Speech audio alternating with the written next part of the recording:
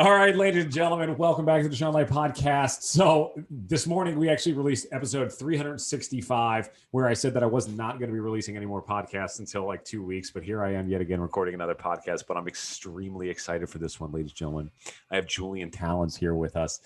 Julian is a former client of mine, and his story is outstanding. It's phenomenal, and let's just introduce Julian right away so that we can get to the good stuff. Julian, thanks for being here with us.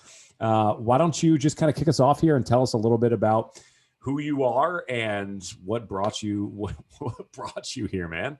Yeah, definitely. Thanks for having me. So I'm a personal trainer. I actually I own a company called Move Mentality, which is a strength and conditioning company for dancers. Kind of like how you would see a strength and conditioning coach for basketball or soccer or football. What we do is provide those services for dancers. The dance space is in need of that, so that's what we kind of do. Worked at a big box gym up until the pandemic, and then started my own thing. And looked for Sean's help to create some revenue for myself and to be more effective, essentially, at spreading my message. And it's been a great help. That's awesome. Well, thank you for saying that. Yeah. I swear I'm not paying him to say this. So actually, you reminded me part of the journey for you was, were you at a 24-hour fitness? Is that right? Yeah. I was at 24-hour fitness for a year and a half. And then obviously the pandemic shut it down and I was out of work. So, yeah. So let's kind of go through that process a little bit because, I think that people, I'll tell you this, a lot of the people that I work with, I would say 80% of them used to work in a big box gym or used to work with the team, or we used to work somewhere else. And something, either the pandemic or just believing in themselves and I can do this. I have a better, mousetrap here, steers them towards opening that up. What was that process like for you? Shifting and what made you make that decision? How did that go? Yeah. So, I can't really blame 24 directly for how they handled the pandemic. Obviously, no one was really prepared to handle something like this. But I was used to earning a certain amount of money, and then when the pandemic came, I wasn't earning that money anymore. Did unemployment for a little bit, and was toying with the idea of transitioning into private training, just because I had no idea how long this was going to last. And then I decided to just bite the bullet and be like, you know what, I'm gonna give it a try. And if it doesn't work out, it doesn't work out, right? I decided to combine two of my passions, which are training and dancing. And here we are. Hell yeah! Julian? What gave you the confidence to think that you could do it? Oh man, well, a big part of it was my dance background, my connection with the dance community here in Southern California. Myself, I've had a lot of experience teaching around SoCal, NorCal, and put in a lot of time there. And when it came to training, it opened to my eyes in terms of what I can provide for the dance community, like missing puzzle pieces, low-hanging fruit, whatnot.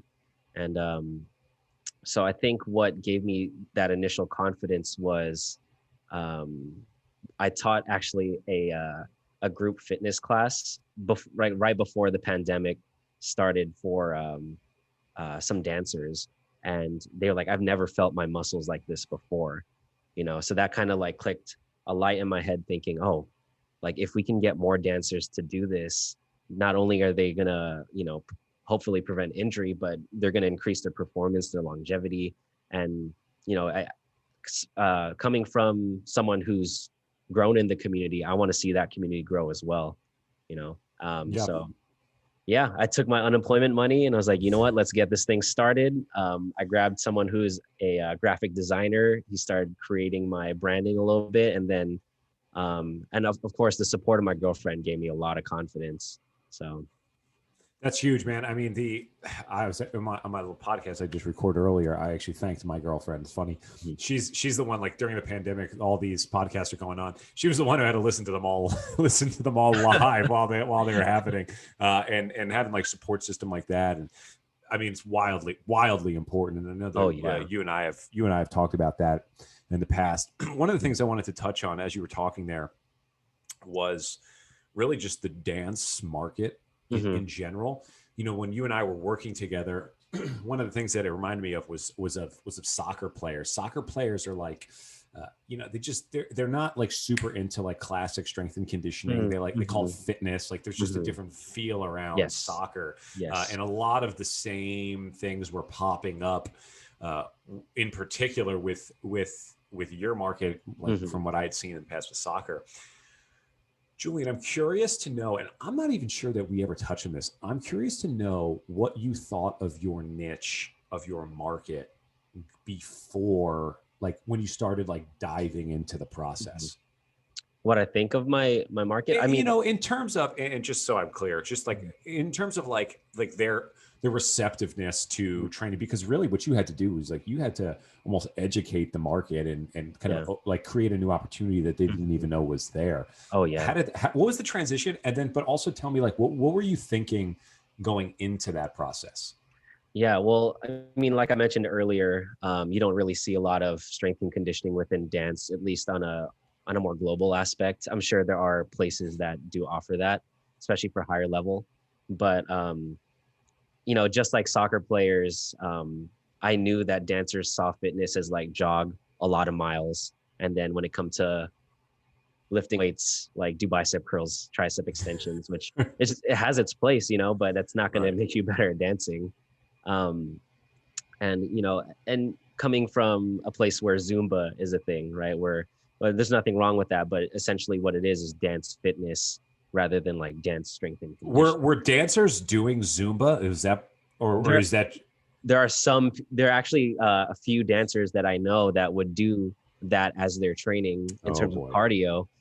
So you had an uphill battle. yeah, there was definitely a lot to combat, but I think what helps with that is showcasing kind of like the higher level dancers that do that, right? Because a lot of the motivation for dancers to get better is to become like their idols, or to dance with their idols, or to choreograph like their idols, to move like them. So I think showcasing the fact that, hey, this works because these people do it, that has definitely been a shift in the community. And plus the fact that I'm not the only entity that is helping spread this message in the dance community. There are plenty of others as well. So there is quite a bit of a shift in the last couple of years, I'd say. Julian, what was when you, so, all right. So we have an idea of like where you're coming from. You're coming into this market. You obviously know, like, you are a very good strength and conditioning coach by all means. Like you, like, trust me, I've come across some suspicious ones in my day, and like you're delivering a really good service. So like you understand like the importance of things like that, and educating is a challenge. But when you're kind of like seeing the whole thing, as you're jumping into this entrepreneurial world, what's your initial like business plan? Like, what was when you first, and you're like, okay, I got to do this. You're doing like the mental math, but you get this many clients, I got all that. Like, what was the initial business plan when you first got started? Are you saying like before we started working together? That's correct. Yeah. The initial plan was really just one-on-one training. Like it was just sessions, get as many people to work with me as they could. And my goal was to really just spread that, like to get people to train with me and show people like, hey, these dancers are training with me. You know, there is a place for lifting weights and resistance training in dance. And it honestly, it should be the forefront, but I digress. That was kind of my model there, was just bring in as many people as possible. Okay, so sorry. So just straight up, like, get as many clients as you can, fill the book up, and go from there. You also, and now you had this when we first started, I believe, the online programming thing that you had. Yeah. Tell us about that. Yeah. So the very first thing we did as a business was create this self how do I name it, pre-programmed plan, where they just purchase it online and they go at their own pace, kind of like a course, like an online course. And that was in hopes that people would kind of see this as a first step towards resistance training. And it was quite the process, because I've never done anything like that before. Yeah, that's kind of what the first product was after one-on-one training. So you actually created that. You created that after the training, after you like decide to open up. Oh, yeah. We started back in July 2020. So I was training people one-on-one for about 5 months, and we released that in January of 2021. Gotcha. So it was about 5 months of one-on-one creating content, trying to spread education and information, and then we released that program. So what were the initial obstacles like going through that trying to collect clients? If I remember correctly, you brought some clients over with you from 24 Hour Oh Fitness. yeah. What was the challenges like? I'm actually even more so interested in like the things you didn't see coming Mhm. as an entrepreneur.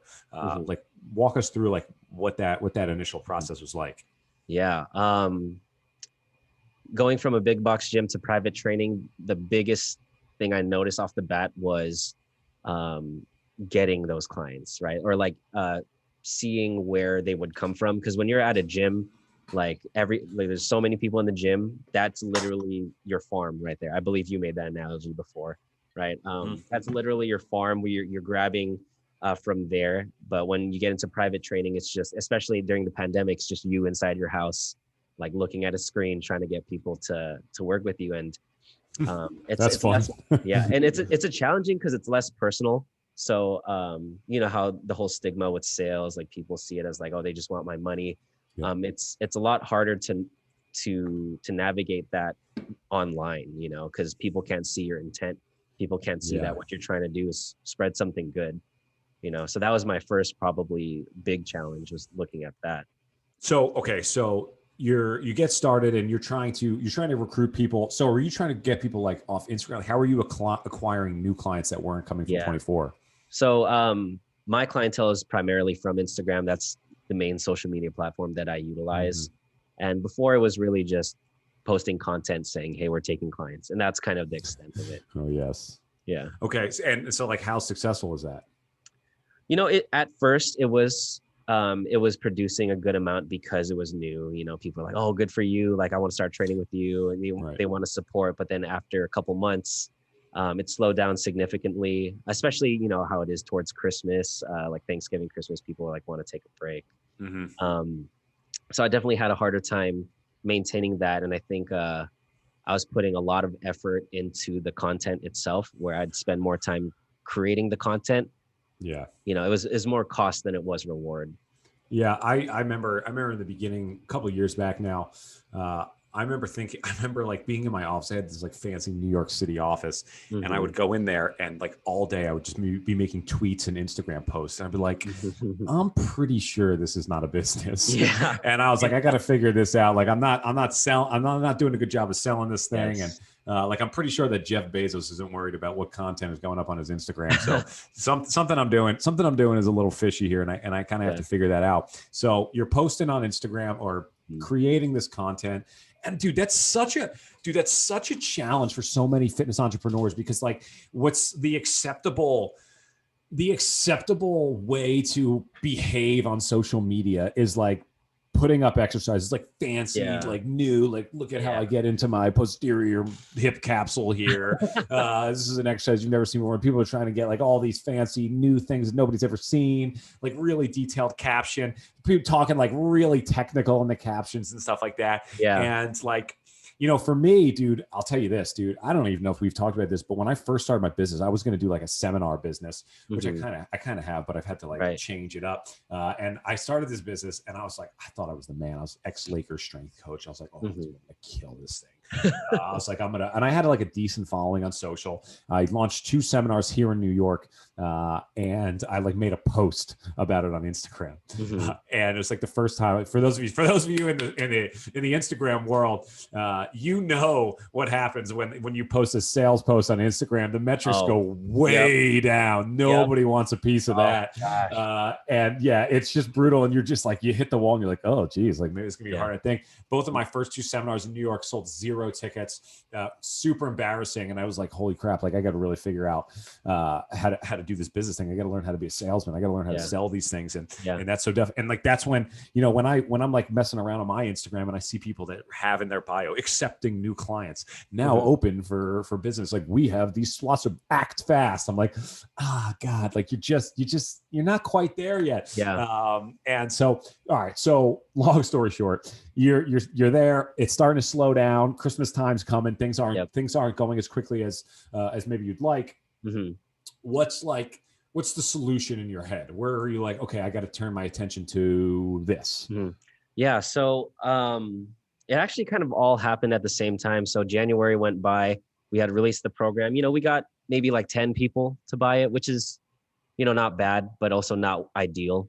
Um, so by the time February came around, I had just moved out, and I was kind of looking for a fresh start. And I thought, you know what, like it's been a few months now. It's been steady, but it hasn't been ideal. Mhm. And I realized, there's still a lot for me to learn. Like I haven't been in this game a super long time, but I do, but I still understand where I need to grow, Right. right? So alongside Connor Harris's biomechanics program, I signed up for your coaching, like business coaching, Yeah. and that's when I realized I'm thinking that my message isn't getting spread out efficiently, or frequently, Yeah. right? So I from there I knew my training was producing results, but it's just getting that out there to my social media or to essentially my audience. That was where I was having trouble, Yeah. right? And what I'd actually like to just kind of rewind a little bit on, because I think that this is a massive holdup for like, honestly, it's like a massive holdup for everyone, myself included, anytime I'm in this position. But you hear about my program. You and I talked, I think we talked a couple times, maybe twice before we actually got you enrolled. Oh yeah, yeah. And what I want to know is, and really dive into this for us, if you don't mind. Hmm. I'm curious to know, like, what was your thoughts as you were deciding whether or not you were going to do this program? Because by all means, it's not a cheap service, Hmm. Yeah.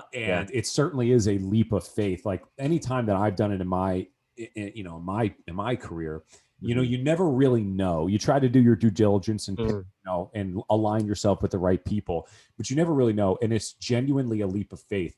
What were your concerns at that point? And then what made you say, like, screw it, like, let's give it a shot. Let's see what happens. Right. So I think this goes for a lot of people, but I think, when you're spending that much money, you really have to think about it and see risk versus reward, Mm-hmm. right? The risk is you spend this certain amount, and you don't get anything out of it, right? But Right. the reward is you invest this amount and get a lot back to utilize for the foreseen future, right? So for me, I had a hard time because I was already going to be paying for another mentorship on top of Sure. the business coaching. But I thought to myself, what is my long term? Like, what am I trying to accomplish? And do I possess the skills to be there? Right. And it was a yes or no question. So I had to tell myself, no, I don't possess those skills. Like, I'm not the best that I could be. Like, if I were to start this right, like for the audience to know, I'm trying to open up a dance studio hybrid training facility in the future. And I don't have the skills right now to do that, which is why I went to your program. And I decided, you know what, like this guy has the experience. I've been following you for some time, prior to, I believe, you announcing your business coaching. And I thought, you know what, like if this guy you spoke very passionately too about anything that you did. It was very passionate.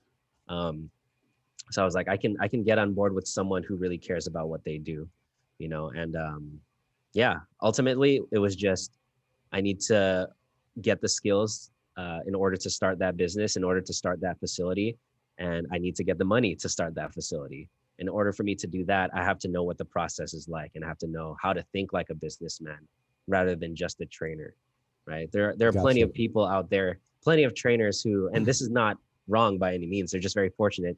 They can post exercise videos, they can post selfies, they can post their clients and then get great attention, and then that'll lead to them creating a strong income. But not for the majority of people, it's not going to be like that.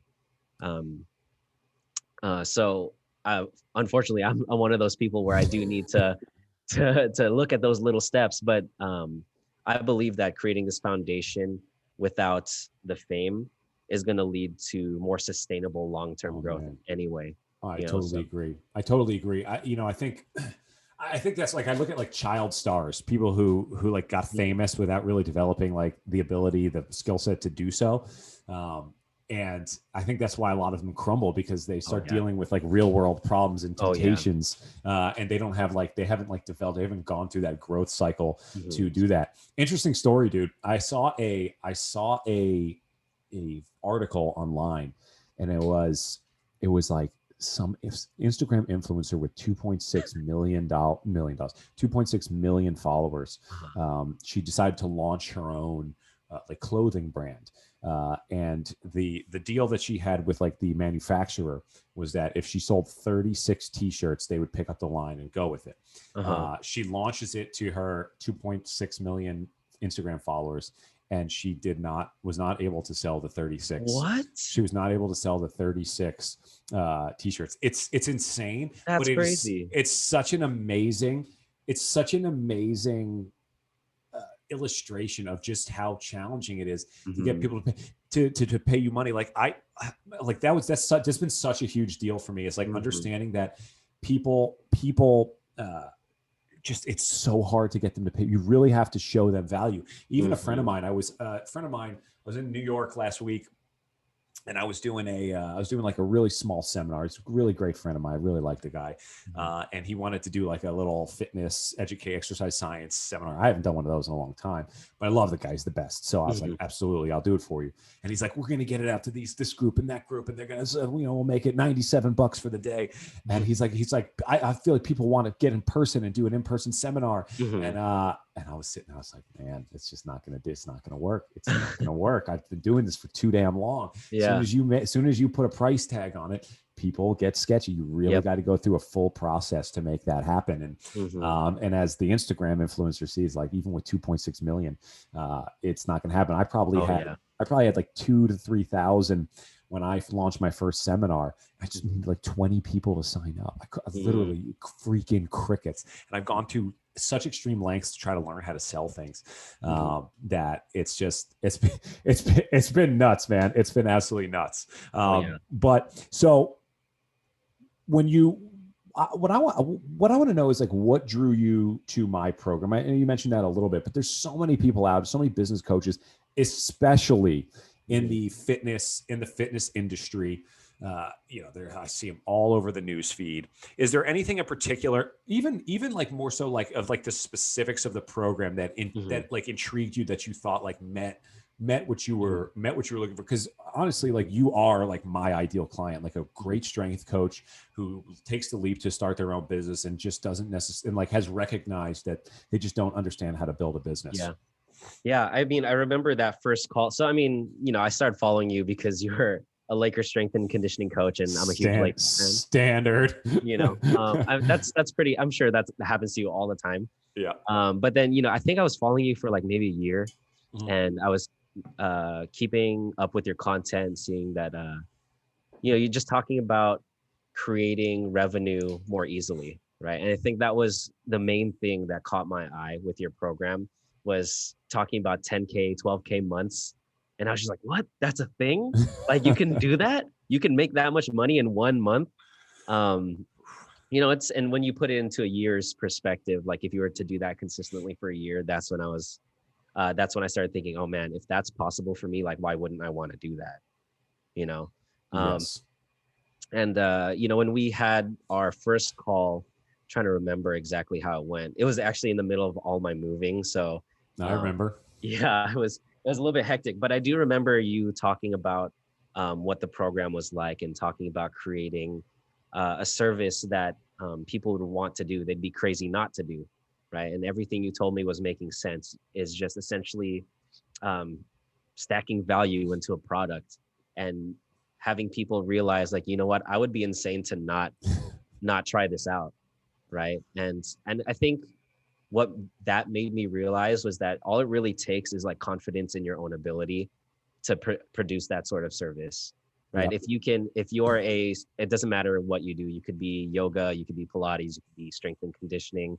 If you feel like you're really good at what you do, and you can provide a really good service, and you can package that into something that shows that, like, people are going to participate. People are going to be like, this is what I'm missing, or this is how I'm going to get better, or this is how I'm going to get healthier, right? So I think that was the number one thing that I learned, and made me realize is something I would need to learn through your mentorship. Yep. Yep. It's funny for the audience listening. The way I came across that strategy, it was pandemic summer, like straight, like everyone's just isolated, especially up here in New York. Like we were all just super quarantined. And Tony Robbins, my guy, Tony Robbins does this challenge. And he did like a 5-day challenge. And I didn't realize at the time, but it was just this, it was a sales pitch. And at the end of it, like 3 or 4 days into it, he announces that he's going to be doing his main seminar, Unleash the Power Within, virtually. And I had been wanting to go. I had been wanting to go to this for a while, and I had planned on going in November when he came to New York, but that was obviously not happening with the pandemic. So at the end, he's like saying like, you're going to get the Unleash the Power Within, virtual seminar. You get this for audio program, Facebook group, blah blah blah. He's like stacking all this stuff, and then at the end, he's like, you're also, anybody who signs up today is going to get one free ticket to any in-person Tony Robbins Unleash the Power Within over the next 18 months. And I was literally like, Sean, you are a literal idiot if you don't sign up for this. Like this is once in a lifetime. And it was a $700 purchase that I made spur of the moment like that. And I didn't even realize what kind of savviness he had just pulled upon me. I was so pumped for it. So then I was like, okay, like pandemic, what do I need to do to grow my business? So I was like, all right, I'm going to make a 5-day challenge just like Tony. And then at the end, I'm going to do the exact same thing. And I released my Gen Max, my exercise science 2-day course. And I said, I did the whole stack. I did everything, all the value. And at the end of it, the first time I did this, Julian, I was giving a speech in Connecticut. It was like the only speech I did during the pandemic. I was in Connecticut, and there was a bunch of people in the room, and I'm like going through the stack. I'm like, you get this, and you get this, and you get this, and anybody who signs up today before I leave is going to get a free ticket to any in-person Gen Max over the next 18 months. And here's the link. All you got to do is go here right now and sign up.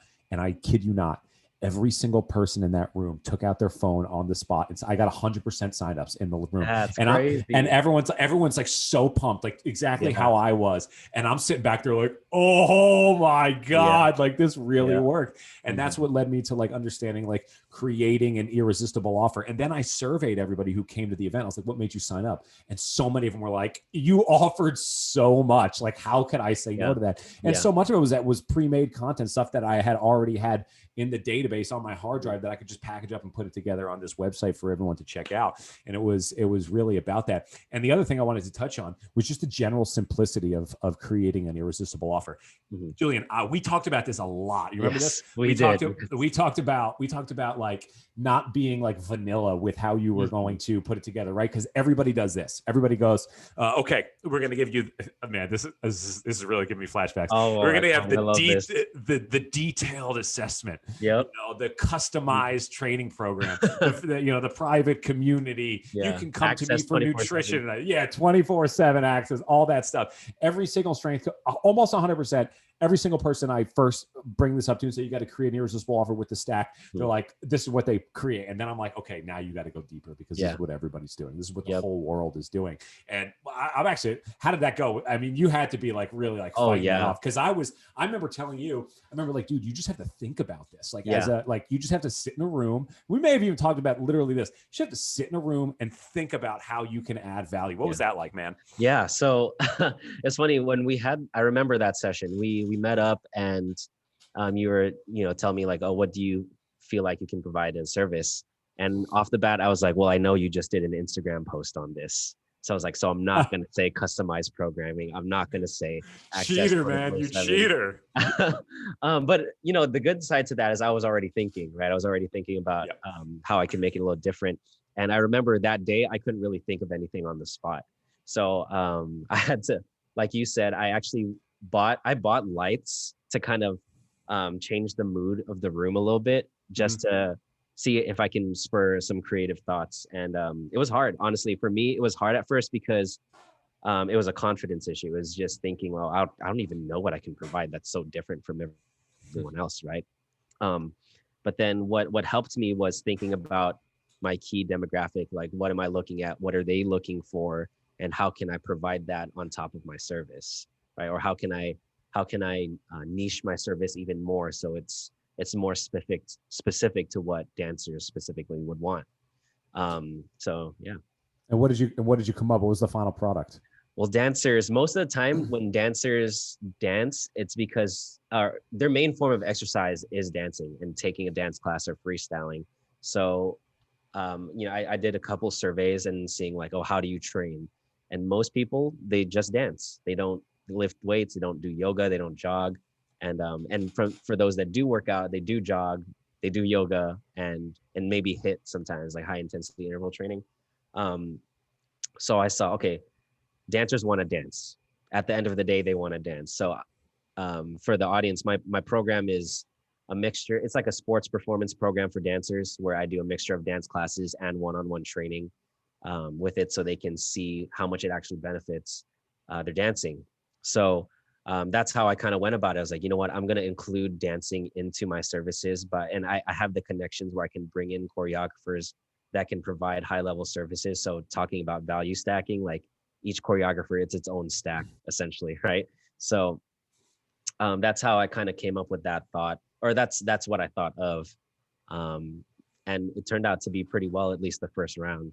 So The when what I want to kind of bring it back to is the point where you were like trying to think about all this, mm-hmm, and it's interesting because I see this every single day, mm-hmm, and you get to that point where it's like I don't know, like Sean, can you tell me like what you've seen that mm-hmm, works? And this is what I call the prisoner of precedent. I don't know if I had this term on hand when we were working together, Julian, but mm-hmm. what I found is that like people don't really necessarily want or feel, let's say it that way, they're not necessarily comfortable like stepping outside of the box Mm-hmm. and doing things that are so different than what everybody else is doing. The interesting thing about that is that if you try to stay normalized with it, you're copying a broken business. Almost every Mm-hmm. business Oh that yeah. ever gets started is broken.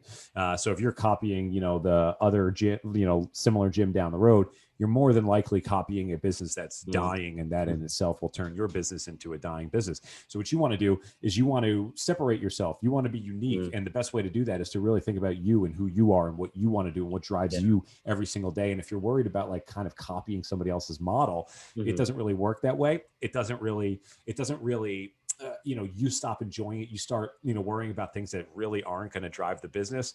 And that's a problem. So like when you get to that point of like, what the heck? Like, I don't know. Like, that's where you dig your heels in. That's not where you like go away. That's where you dig your heels and say, like, I got to figure this out. As an entrepreneur, the beauty of it is you can do whatever the heck you want. Oh yeah. Whatever you 100%. want. I wanted to what I was watching like a YouTube video, and some guy was like, yeah, like my clients are making thousands of dollars before they ever pay me any money. And I was like, damn, that'd be sick. What if I could do that? And then I was like, oh shit, like, yes, I can do that. It's my business. I'll do whatever I want.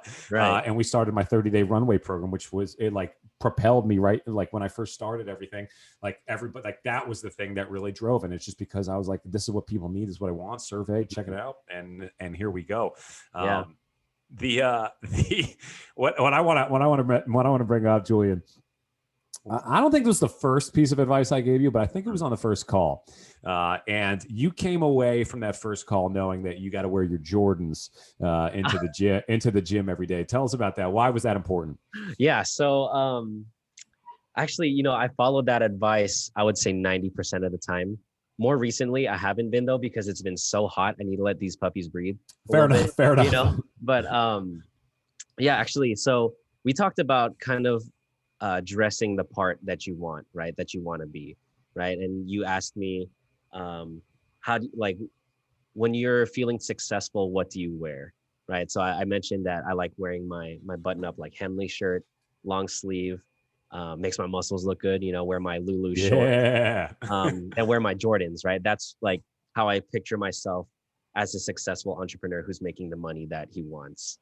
And you told me to wear that every day because it kind of embodies what you want to be, right? If you're in that mode where you're successful, then you're going to be successful.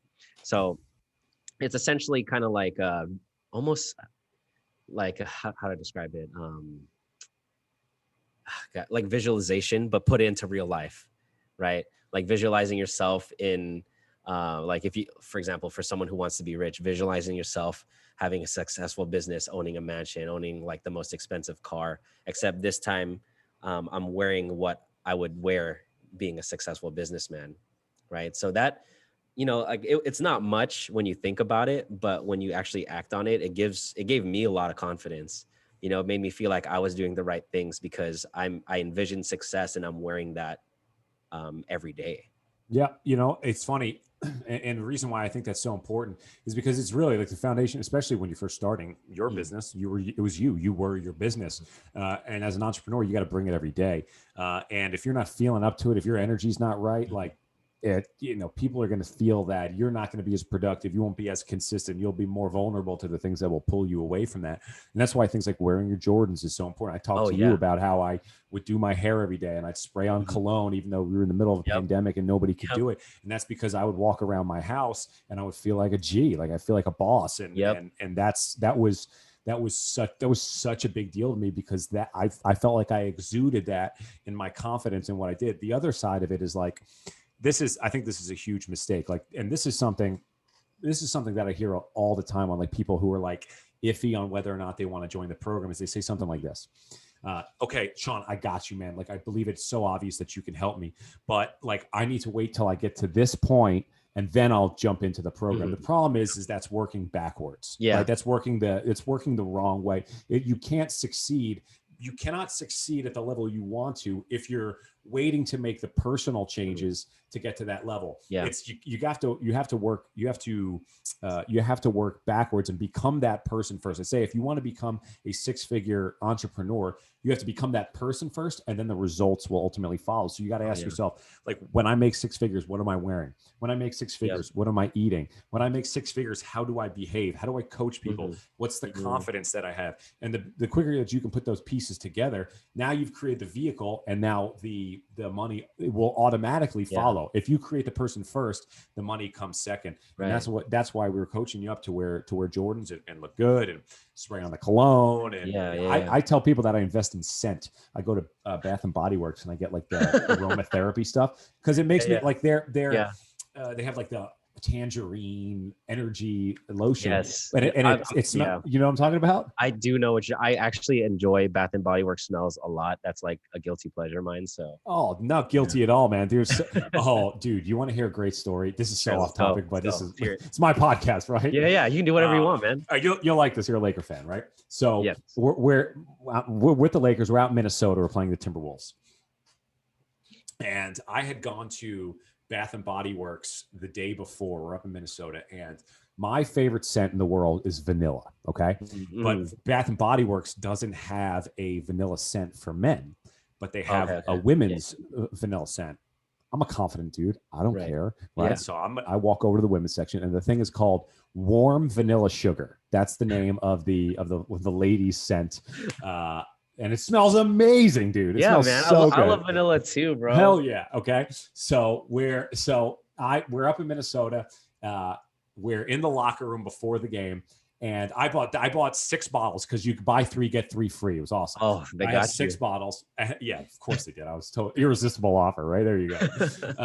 So I buy 6 bottles. I have this like camo backpack that I have with me, and Luke Walton was the coach at the time. He was about to give his like pregame speech, and typically for that kind of stuff, we just kind of backed out as the strength staff, and didn't really, stay in there for that stuff. So like I went out into the hallway. I was just kind of like maybe looking in the arena or something, see how many people were at the game. We were in Minnesota, so there wasn't many, and and I walk back in after, like I see the players like coming out, so I was like, okay, it's cool for me to go back in. I walk back in, and the entire coaching staff is standing there huddled around my backpack, and I like the C's part, and Luke Walton is sitting there with my warm vanilla sugar bottle, and he's just like, are you kidding me with this? And and I'm like, so apparently what happened was during the pregame speech, like D'Angelo Russell, he like moved around a little bit and like knocked my backpack over and knocked the warm vanilla sugar out of the backpack. Man. And Luke was like, the coaches were losing it, dude. They were like, are you kidding me with this lotion? And we had this thing called a silly fine. Like if you do something stupid, you have to pay $100. Like, okay, as a strength coach, not so silly. Okay. Like $100 is meaningful to me. I don't know about the swaggy P, but to Yeah, me, yeah, yeah. I'd like to keep that. So he goes, dude, this is a silly fine. You got to pay $100 for this. And I was literally, I swear to God, I go, no, I'm not paying $100. I'm not paying $100 for this. I was like, have you smelt this shit? This shit is amazing. This is so good. I'm Don't not paying knock it. Silly. Yeah, silly fines when you make a mistake. I did not make a mistake. This was intentional, and I did not pay the fine, man. It was too funny, man. You know those NBA players are gonna need that smell too. You know what I'm saying? Like those locker rooms do not smell. Yes. And I'll tell you this, another thing. The reason I got hooked on that is because I was stretching Swaggy P out, Nick Young, before one of the games, and no weird stuff. He always smelled so good. Every time, like I would be stretching him out, I was like, dude, what do you smell? I remember, I think we were in Denver, and I was stretching him out, and I was like, dude, I got to ask you a question. You always smell so good. And I was like, what cologne are you using? And he looks at me and he goes, Sean, I'll tell you my secret. It's lotion. He goes, it's lotion. And I was like, oh my God, is that really the thing that makes you smell? Man. He's like, it's lotion. It's all over my body. And I was like, oh, done. So I went to Bath & Body Works. God, that's how the whole thing transpired, man. Dude, I have absolutely no idea how we got off. On that. Oh, I know where we got. So we're just talking about like feeling good, smelling good, and actually, I do have something related to that. Yeah, go ahead. Like, because I know we predominantly it's all exercise people that go to your business, right? Mm-hmm. So I think I have a good kind of like comparison to acting the part, right? Yeah. When people say, "Oh, I want to get here before I invest in your coaching," it's just like fitness, like when people are like looking for a trainer, like, oh, I just had this last week where someone was like, I want to be able to know I can do it by myself before I seek help. And I'm just in my head, I'm just like, okay, like that is the oldest saying in the book. And I get it. Like you want to be able to feel like you can do something on your own, but how are you going to know what to do? Like, how are you going to know what to do in order to do it on your own? Right. So usually like, you tell clients that like, hey, or potential clients like, hey, like, honestly, I get it. I want you to do things on your own too, but you need to build that skill set to do it on your own. Like, how are you going to learn if no one's teaching you? Yeah.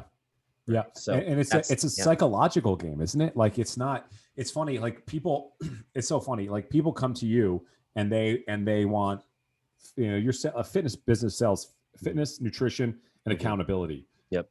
You're not surprising anybody with that method, right? Like people always come to you probably looking for the strategy. They're like, how do I do this? How do I, get strong? Like deep down, we all know how to do it. What's really holding you back is the psychology of it. And business is no different. Like if you just do the work, if you just get out of your own way, like that's really the only thing that stops most people from finding success in business, is because they're hoping that on some level they can the strategy can make it a little bit easy for them. Oh yeah. And it's not that case, right? No, like it's proven, like it's proven things work a certain way, and people are always looking for like the easiest way to get there, right? But at the end of the day, the structure is going to stay the same. Like the only thing holding you back is your willingness to do it. Which is crazy. That's really the one key thing that holds people back. Julian, what do you think? I've been thinking about this for a while, and I ask a lot of ex-clients this. What do you think? What surprised you about the program? Like when you jumped into the business world and we started talking, what were some of the things that you were like, oh wow, I never even thought of that, or like I didn't expect us to be covering this. Obviously, wearing the Jordans was probably a surprise, but what else, man? There was a lot. There's definitely a lot. First two things I'm thinking of are the utilization of social media, like how to go about it. Because at the time, I was just posting content and using hashtags, like generic hashtags. And the first thing that you taught me was the $1.80 rule. I believe you said Gary Vee said that before. Yep. Where you post your 2 cents 90 times a day. And that, like, just doing that alone had already helped me bring in, I believe in the first like 3 weeks that we worked together, I brought in like 4 or 5 new clients just by doing that, which was like mind blowing to me. But it's just showing that frequency matters. Like how much you post is going to show, like the more you post, the more people are going to see it and start thinking about it. And that just opens up the door for opportunity. What I'm saying? Like if your door is small, you post once a week, you're only going to get like a certain amount of clients. But if your door is big and you post 3 or 4 times a week, 5 times a week, there's going to be a lot more opportunity for people to come in. The other thing that surprised me was diving into hashtags. I'd never really done that before. I mean, I always knew what a hashtag was, but I didn't realize that people used it to actually look for what they want. Right. Yeah. And when I think about it, it's like, it's so simple and it makes sense, but I just never tried it. So for example, something that we looked into together was it dancers are athletes, right? That's That was right. like the hashtag that we looked into. That's right. And it was just as simple as engaging with them. Like saying like, oh, great job. Oh, this exercise looks good. Stuff like that, just to connect, for people to see your page. And again, it's the same idea of opportunity. Like, in order for you to get what you want, like with your revenue, with your business, whatever it is, you have to be willing to create opportunities, not wait for them to come to you. So Right. true, man. So Yeah. true. It's at the Yeah. beginning of every business. It's a relationships game. Mhm. One of the things I've recently posted, probably in the last few months, but was that when you first start a business, you don't have the luxury of just being like, here's my stuff, buy my stuff. I think we talked about this. Did we talk about lay down sales with you? Maybe not that term. Can you explain it again? Yeah. So lay down sales is basically when people post on Instagram and they say like, here's, I have a spot open. Like, here's my product, buy my product. Yeah. And I think, just like I get this a lot where people are like, I need to post more on social media. Mm-hmm. I'm like, yeah, okay. But no, like when you're saying I want to post more on social media, you're hoping for lay down sales. When people tell me that they want more followers, what they're really saying is I want more lay down sales, and they're bypassing the product, the part of the process where you actually, sell, and you actually learn how to sell, and you create value. And in the beginning of any business, Tony Robbins says this. He says that business comes down to two things. It's falling in love with your ideal customer and giving them an irresistible offer. We talked about the irresistible offer, but the falling in love with your ideal customer, it is like just guerrilla marketing, diving in and like getting to know the individual that you're trying to sell to. What do they want? What are their needs? What keeps them up at night? How can you solve those problems? And I know we've had conversations with that specifically to dance, like what scares them about their career, and how can you mitigate that through your offer? And the more you dive in and develop those relationships early on, the more you'll be able to do what we call sell to many, in time, where you can put out an ad that speaks directly to your ideal customer, because you've already done the dirty work. If you're just putting out an ad and hoping for the best, like you're hoping to get lucky, and typically that's not going to work. So, it's really those two sides of the coin, and that's why we talk about hashtags and Instagram, and using it differently, and using it more of like a ninja, like just slicing right through and finding your market and things like that. So Julian, tell us about your business today. How's everything going? And I know you've sold a bunch of those high ticket packages. Tell us how everything's been going. Yeah, honestly, things have been going really well. This is the least amount of in-person, like one-on-one sessions or even virtual sessions that I'm doing. I've actually transitioned a lot of people into remote training where it's more like hands off. I have a lot more free time on my hands. Yeah, I want people to hear that. There's more free time. You can do that and make more money. Oh yeah. I mean, I have more free time than I know what to do with sometimes, in terms of the actual like high ticket package, we're currently going through our first round right now. We going through our first group, and I'm in the midst of planning the second group coming up end of July. And we definitely already see how we can improve it from there. And it was coming from like, we're fresh to the community. We're fresh to training in general. We're coming with no backing, with no following, with no real like support from like big names in the dance world. And I can only see it growing from here, utilizing everything you've told me on top of everything I'm learning as I'm performing the program. And it's going well, honestly. Yeah. And it's at least in an upward trend, and that's what I'm looking for. Beautiful, man. I'm proud of you, dude. You've done the work. You've done the dirty stuff. You've gotten your hands dirty, and I appreciate that as the coach. It's always wonderful to work with somebody like you who's willing to really dive in and do that stuff. Last question, dude. What advice do you have to somebody who's just getting started, who's kind of running into the wall of like, I don't know how to do this. I'm struggling, I'm clawing at this breakthrough, and I just, I can't figure it out. Like, what advice would you give to that person? Oh man, number one advice is don't do it by yourself. Like, I've always kind of had this issue up until like maybe the last few months. Like I always try to figure things out on my own, whether it's like through Google search or whatever, like endless Yes. searching, trying to figure the answer out. You know, while it can solve a few things, at the end of the day, like humans were meant to interact, humans are meant to learn from each other. Um, and if I would say like think about what your goal is, what your long-term goal is, and think about, like I said this earlier, think about the skills that you need to get there. And then think about, do you have those skills? Right. And if you don't, then it's time to invest in something that'll give you those skills. Cause like what's a like $900 investment now when you can make thousands of dollars possessing those skills on a regular basis? Yep. Right. Yep. And it's just the whole idea of investing, not even in stocks, but investing in yourself. Right. Like your business is only going to go as far as you're willing to learn, you know, and as long as you stay ready to learn and to learn from other people, like there's no reason why you shouldn't succeed. No doubt, man. And one of the, you know, one of the things I used to tell myself is that it takes time to grow and takes time to build a business and all that stuff. And it can, but it doesn't have to. There's people out there with the answers. And if you just go find those people and get the answers, everything can go a whole heck of a lot quicker. Julian, thanks so much for being a part of this episode, man. Yeah. It was a pleasure, man. It was a pleasure to reconnect and hear how things are going and kind of get a little behind the curtain on how the process was for you. So I appreciate you being here, man. Tell us where we can find you. Where can people reach out and ask questions? Where can we find you? Oh yeah. So you can contact me on Instagram at Julian Talens. That's RJulian TALENS. And my training Instagram for dancers is Movementality. So it's Movementality _ the word move, mentality, and _ right after. Yeah. Julian, thanks so much for being a part of this, man.